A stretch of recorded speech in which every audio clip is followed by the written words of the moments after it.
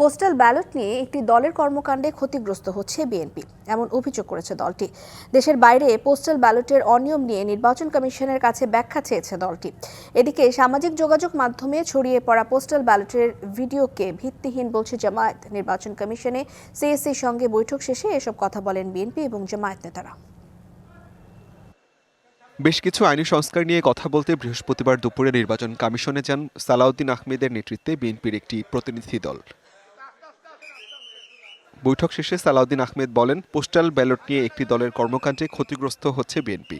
Voter slip প্রদানের ক্ষেত্রে আমরা যেহেতু চাই অধিকাংশ ভোটে অংশগ্রহণ করুক, দেশে সবাই চায়, তো সেই ক্ষেত্রে তারা যাতে তাদের ভোটের নাম্বারটা এবং প্রার্থীর নাম, প্রতীক ইত্যাদি পায় ভোটার স্লিপের মাধ্যমে, সহজ হয়। সেটা না করে তারা ভোটার স্লিপের মধ্যে বলেছে কোনো পার্টির নাম দেওয়া যাবে না, মার্কা দেওয়া যাবে না এবং প্রার্থীর ছবি দেওয়া যাবে না। এগুলো আমরা বলছি পুনর্বিবেচনা করা দরকার। একটি নির্দিষ্ট রাজনৈতিক দলের পক্ষ নিয়ে এ কাজ করা হয়েছে বলেও অভিযোগ করেন সালাউদ্দিন আহমেদ। এদিকে পোস্টাল ব্যালট বিতর্ক নির্বাচনকে স্বচ্ছতাকে প্রশ্নবিদ্ধ করবে বলে মন্তব্য করেন বিএনপির স্থায়ী কমিটির আরেক সদস্য আমির খসরু মাহমুদ চৌধুরী। চট্টগ্রামে এক অনুষ্ঠান শেষে তিনি বলেন, দেশের বাইরে পোস্টাল ব্যালটের অনিয়ম নিয়ে নির্বাচন কমিশনকে ব্যাখ্যা দিতে হবে।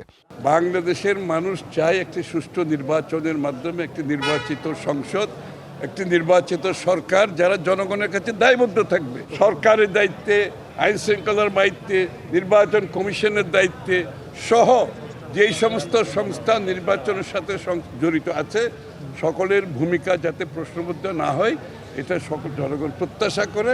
আমি আশা করি তাদের ভুলভ্রান্তি থাকলে তারা সেটা এখন সামনে নেবে।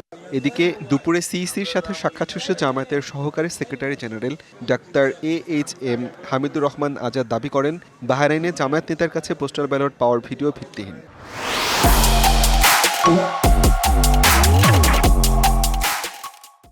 দেশটিতে জামায়াতের কোনো শাখা বা কর্মী নেই বলেও দাবি করেন তিনি। বিদেশে গিয়েছে কোন একটা দেশে, ওমান না কোথায়, আমি শুনে আমার বাহরাইন এমন একটা দেশ যে দেশে কোনো রাজনৈতিক দলের শাখা তাদের দেশের আইন সাপোর্ট করে না, এলাও করে না। বাংলাদেশের নির্বাচনী আইন আরবি অনুযায়ী রাজনৈতিক দলের নিবন্ধনের যে শর্তাবলী আছে, বিদেশের রাজনৈতিক দলের কোনো শাখা থাকতে পারবে না। আইনের প্রতি শ্রদ্ধাশীল হিসাবে আমরা অলওয়েজ এটা মেনটেন করেছি। নির্বাচনী সমতা ও নিরাপত্তা রক্ষায় ইসিকে ব্যবস্থা নেওয়ার আহ্বানও জানিয়েছে জামায়াতে ইসলামী। আমরা দেশের সরকার, নির্বাচন কমিশন সবাইকে আহ্বান জানাবো, আসুন আমরা সবাই মিলে একটা সুন্দর নির্বাচন করি। সুন্দর নির্বাচনে যেরকম পরিবেশ নিশ্চিত করা দরকার, এখানে আপনারা উদ্যোগী হন, কার্যকর পদক্ষেপ নেন। রাজনৈতিক দল হিসাবে, সহযোগী শক্তি হিসাবে আমরা আপনাদের পাশে আছি। আসিফ খান, ডিবিসি নিউজ।